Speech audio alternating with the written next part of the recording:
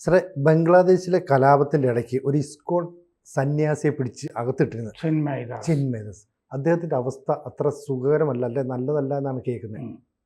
അദ്ദേഹത്തിൻ്റെ നില, ഇസ്കോൺ സന്യാസിയുടെ നില, ചിന്മയ് കൃഷ്ണദാസ്, അദ്ദേഹത്തിൻ്റെ നില ജയിലിലാണ്, തടവറയിൽ അദ്ദേഹത്തിൻ്റെ നില 2 തവണ ആശുപത്രിയിലാക്കിയിരുന്നു.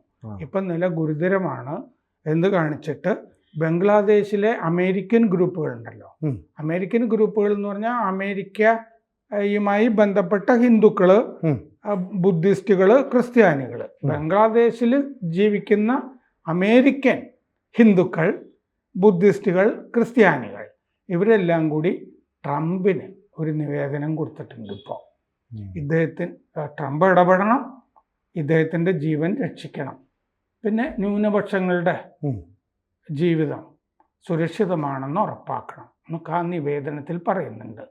ഇദ്ദേഹത്തിൻ്റെ തന്നെ സംഘടനയും ഈ ജീവൻ അപകടത്തിലാണ് എന്ന് പറയുന്നുണ്ട്. കാരണം ചികിത്സയില്ല, പ്രോപ്പറായിട്ടുള്ള ചികിത്സ അദ്ദേഹത്തിന് കിട്ടുന്നില്ല, നിഷേധിക്കുകയാണ്. അപ്പോൾ ബംഗ്ലാദേശിലെ ഈ അമേരിക്കൻ ഗ്രൂപ്പുകൾ ആണ് ട്രംപിനോട് ഇടപെട്ടിരിക്കുന്നത്. ന്യൂനപക്ഷത്തെ അവിടെ രക്ഷിക്കാനുള്ള സംവിധാനങ്ങൾ ഒരുക്കണം എന്നാവശ്യപ്പെട്ടിട്ടുണ്ട്. അദ്ദേഹത്തിൻ്റെ നില, ചിന്മയ് കൃഷ്ണദാസിൻ്റെ നില ഗുരുതരമാണെന്ന് ആ നിവേദനത്തിലുണ്ട്. പിന്നെ ന്യൂനപക്ഷങ്ങൾക്ക് ആ നിവേദനത്തിലുള്ള പ്രയോഗം എക്സിസ്റ്റൻഷ്യൽ ത്രെട്ട് എന്നാണ്.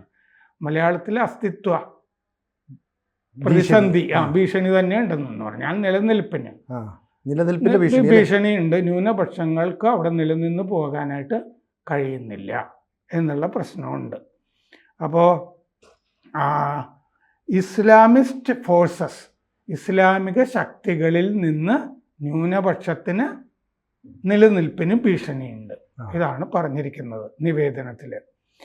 ബംഗ്ലാദേശിലെ അമേരിക്കൻ ഹിന്ദു, ബുദ്ധമതക്കാർ, ക്രിസ്ത്യാനികൾ അവരുടെ ഒരു സഖ്യ സംഘടന, ഒരു അലയൻസ് സംഘടന ഉണ്ടാക്കിയിട്ടുണ്ട്. അവർ അമേരിക്കൻ ഹിന്ദുക്കൾ, ബംഗ്ലാദേശിലുള്ള ബുദ്ധമതക്കാർ, ഹിന്ദുക്കൾ, ക്രിസ്ത്യാനികൾ, ഇവരൊരു സഖ്യ സംഘടന, അലയൻസ് ഉണ്ടാക്കിയിട്ടുണ്ട്.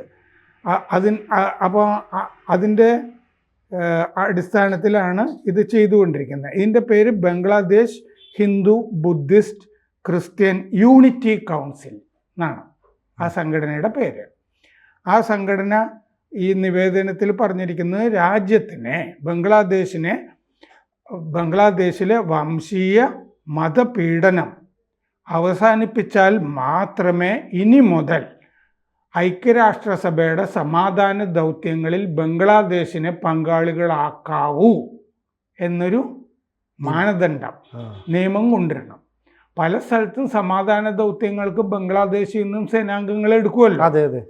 ഇതിപ്പോ സിറിയയിലൊരു സമാധാന സേനയുണ്ട്, കുറച്ച് പേര് ബംഗ്ലാദേശിൽ നിന്ന് ഉണ്ടാവുമായിരിക്കും, 10-15 പേര്.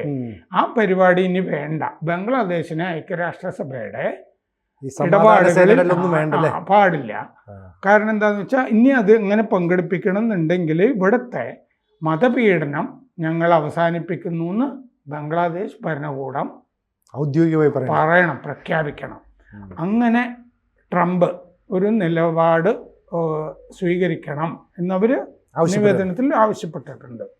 ട്രംപ് പരസ്യമായി തന്നെ ബംഗ്ലാദേശിൽ വിളയാടുന്നത് അരാജകത്വമാണ് എന്ന് കഴിഞ്ഞ ദീപാവലി സന്ദേശത്തിൽ, അത് തെരഞ്ഞെടുപ്പ് പ്രചാരണം നടക്കുമ്പോൾ പറഞ്ഞിരുന്നു. രൂക്ഷമായ ഒരു പ്രസ്താവനയായിരുന്നു അദ്ദേഹത്തിൻ്റെത്. അന്ന് ഹിന്ദുക്കൾക്കെതിരെ വലിയ ആക്രമണം അവിടെ നടക്കുമ്പോഴാണ് അത് ചെയ്തുകൊണ്ടിരുന്നത്. ടോട്ടൽ സ്റ്റേറ്റ് ഓഫ് കെയോസ് എന്ന് പറഞ്ഞിരുന്നു. സമ്പൂർണമായും അരാജകത്വമാണ് ബംഗ്ലാദേശിൽ വിളയാടുന്നത് എന്ന് പറഞ്ഞിരുന്നു. ബാർബറിക് വയലൻസ്, അപരിഷ്കൃതമായ അക്രമം എന്നും പറഞ്ഞിരുന്നു ഈ സന്ദേശത്തിൽ. ബംഗ്ലാദേശിലെ ഈ Hindu, Buddhist, Christian unity council അത് ചിന്മയ് കൃഷ്ണദാസിനെ ഉടൻ മോചിപ്പിക്കണം, കള്ളക്കേസാണ് അദ്ദേഹത്തിനെതിരെ എടുത്തിരിക്കുന്നത് എന്ന് പറഞ്ഞിട്ടുണ്ട്. നവംബർ 25-ാം തീയതിയാണ് അദ്ദേഹത്തിനെ അറസ്റ്റ് ചെയ്തത്. ധാക്ക എയർപോർട്ടിൽ വെച്ചാണ് അറസ്റ്റ് ചെയ്തത്. അത് കഴിഞ്ഞ് ചിറ്റോഗ്രാം കോടതി അദ്ദേഹത്തിന് ജാമ്യമൊന്നും കിട്ടിയിട്ടില്ല. എന്താണെന്ന് വെച്ച് കഴിഞ്ഞാൽ അദ്ദേഹത്തിൻ്റെ ആദ്യത്തെ വക്കീലിനെ കൊന്നു കളഞ്ഞു, രണ്ടാമത്തെ വക്കീലിനെ തല്ലി ആശുപത്രിയിലും ആക്കി. അതെ. അപ്പോൾ അദ്ദേഹത്തിന് വേണ്ടി ഒരു വക്കീൽ പേടിക്കും, ഹാജരാകാൻ പേടിക്കും. ജനുവരി 2-നാണ് ഇനി അദ്ദേഹത്തിൻ്റെ കേസ് കേൾക്കുക. അപ്പോൾ ഈ പ്രശ്നം നമ്മുടെ വിദേശകാര്യ സെക്രട്ടറി പോയിട്ടൊക്കെ യൂനിസിനോട് സംസാരിച്ചിട്ടുണ്ട്. ഇയാൾക്ക് വക്കീലിനെ വെച്ചു കൊടുക്കാവുന്ന നീതിയൊക്കെ അവിടെ നടപ്പാക്കണം എന്നൊക്കെയുള്ള കാര്യം.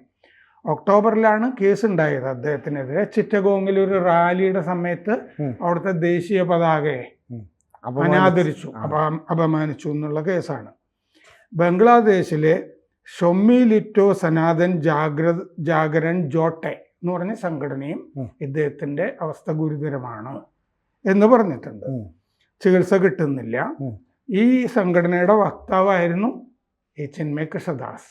ഈ സംഘടനയുടെ പുതുവത്സര ദിനത്തിൽ നാളെയല്ലേ? അതെ, നാളെ ബംഗ്ലാദേശിലെ എല്ലാ ക്ഷേത്രങ്ങളിലും ഇദ്ദേഹത്തിൻ്റെ ജീവൻ നിലനിർത്താൻ വേണ്ടി, ജീവന് വേണ്ടി ഹിന്ദുക്കൾ പ്രത്യേകം പ്രാർത്ഥന നടത്താൻ പോകുന്നുണ്ട്. അതൊരു വലിയ മുന്നേറ്റമായിരിക്കും അല്ലേ? അതിന് ആഹ്വാനമുണ്ട് ക്ഷേത്രങ്ങളിൽ.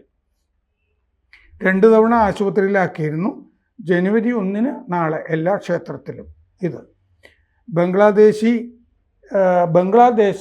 ഈ കടുത്ത മതതീവ്രവാദത്തിൻ്റെ പിടിയിലാണെന്ന് ഈ സഖ്യസംഘടന പറഞ്ഞിട്ടുണ്ട്.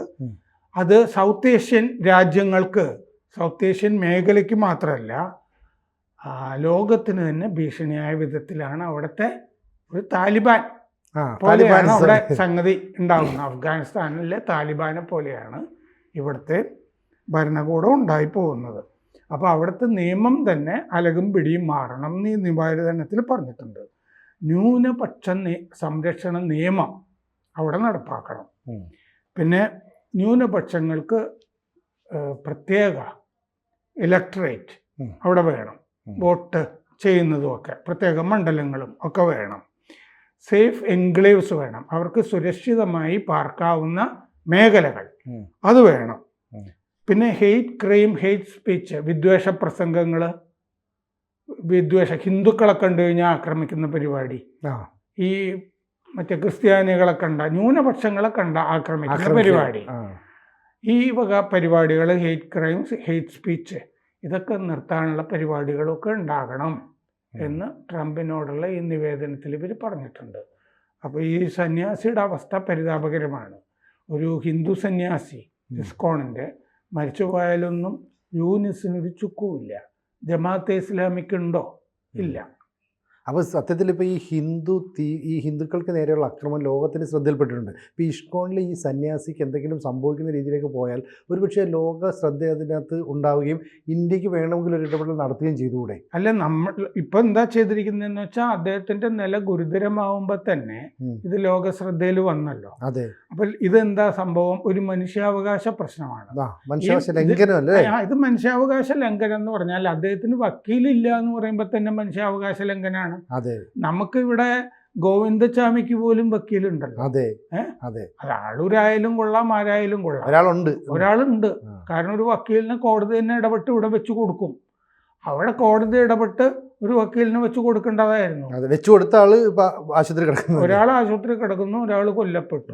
ഇതാണ് അവസ്ഥ. എന്ന് പറഞ്ഞാൽ എന്താണ്? ഞങ്ങൾ തീരുമാനിക്കുന്നതാണ് ഇവിടെ നടക്കുന്നത്. ചില ആഫ്രിക്കൻ രാജ്യങ്ങളെയൊക്കെ പോലെ, ഇല്ലെങ്കിൽ അയൽവക്കത്തെ താലിബാനെ പോലത്തെ ഒരു രാജ്യമായി മാറിയിരിക്കുന്നു എന്നാണല്ലോ. അഫ്ഗാനെ പോലെ ബംഗ്ലാദേശ്. അവിടെ നീതി നടപ്പാക്കുന്നില്ല, ജനാധിപത്യമില്ല, മനുഷ്യാവകാശമില്ല. ന്യൂനപക്ഷങ്ങൾക്ക് മനുഷ്യാവകാശം എന്ന് പറഞ്ഞൊരു സംഭവം അവിടെ ഇല്ല. അപ്പോൾ ഈ മുഹമ്മദ് യൂനിസിനും ജമാഅത്ത് ഇസ്ലാമിക്കും ബംഗ്ലാദേശ് എന്ന് പറയുന്ന രാജ്യത്തെ ഇഷ്ടമുള്ളതുപോലെ നയിക്കാം, ഇഷ്ടമുള്ള ആരെയും എന്തും ചെയ്യാം എന്നുള്ള രീതിയിലാണെങ്കിൽ യൂനിസിന് ഇഷ്ടമുള്ള പോലെ നയിക്കാൻ പറ്റില്ല. അയാളുടെ മുതലാളി ഉണ്ടല്ലോ അമേരിക്ക. അല്ല, അയാളുടെ മുതലാളി അമേരിക്ക വേറൊരു തരത്തില് ഡീപ് സ്റ്റേറ്റ്. അയാളുടെ മുതലാളി ജമാഅത്തെ ഇസ്ലാമിയാണ്. അതായത് അപ്പോൾ ജമാഅത്തെ ഇസ്ലാമിക്ക് ഒരു രാജ്യത്ത് എന്ത് മനുഷ്യാവകാശ ധ്വംസനവും കാട്ടാമെന്നല്ലേ കാണിക്കുന്നത്? അതിനുള്ളിൽ ഒരു പ്രതിഷേധമോ അല്ലെങ്കിൽ ഇടപെടലോ നടത്തേണ്ടത് അത്യാവശ്യമല്ലേ നമ്മുടെ രാജ്യത്തുനിന്ന്? അല്ല, ജമാഅത്തെ ഇസ്ലാമിക്ക് എവിടെയാണ് വേറെ ആളുകൾ വേണ്ടത്, വേറെ മതക്കാർ വേണ്ടത്? അത് വേണ്ടല്ലോ. അത് ആഗോള സംഘടനയാണെന്ന് കഴിഞ്ഞ ദിവസം ഇവിടുത്തെ ജമാഅത്തെ ഇസ്ലാമിയും പറഞ്ഞിരുന്നില്ലേ? ഞങ്ങളൊരു ആഗോള സംഘടനയാണ്, ഞങ്ങൾ ഇപ്പം മൗദൂദിയുടെ നയമില്ല, ആ. ഞങ്ങൾക്ക് ഇപ്പം ഇസ്ലാം രാഷ്ട്രം വേണ്ട. ആ. ആ. ഇസ്ലാം രാഷ്ട്രം വരുമ്പോൾ ഈ കമാൽ പാഷ പോയി മറ്റേ സൗദി അറേബ്യയിൽ പ്രസംഗിച്ച പോലെയാണ്. മറ്റേ ഇപ്പം നമുക്ക് മതേതരത്വമൊക്കെ ഇന്ത്യയിൽ സംസാരിക്കാം, നമ്മുടെ രാഷ്ട്രമായി കഴിഞ്ഞാൽ അതിൻ്റെ ആവശ്യമില്ല എന്ന് അദ്ദേഹം പ്രസംഗിച്ചതായിട്ട് ഞാൻ വായിച്ചിരുന്നു. ഒരു വീഡിയോ തന്നെ കണ്ടിരുന്നു. എന്ന് പറഞ്ഞാൽ ഇപ്പൊ തക്കിയ സമയമാകുമ്പോൾ നമുക്ക് നമ്മൾ ഭൂരിപക്ഷം ആകുമ്പോൾ നമുക്ക് ഇസ്ലാമിക രാഷ്ട്രം കെട്ടിപ്പടുക്കാം. അപ്പം മൗദൂദി പറഞ്ഞാണ് ശരിയെന്ന് അപ്പൊ പറയാം നമുക്ക്. ഇതാണല്ലോ നയം. അപ്പൊ എന്തായാലും ഇസ്കോൺ സന്യാസിയുടെ കാര്യത്തിൽ ഇന്ത്യ ലോക ശ്രദ്ധയിലേക്ക് വരാൻ വേണ്ടിയിട്ടാണ് ഈ ട്രംപിനുള്ള നിവേദനം പോയിരിക്കുന്നത്. കൂടുതൽ വാർത്തകളും വിശേഷങ്ങളും നിങ്ങളിലേക്ക് എത്താൻ ABC മലയാളം സബ്സ്ക്രൈബ് ചെയ്യുക, ബെൽ ബട്ടണും അമർത്തുക.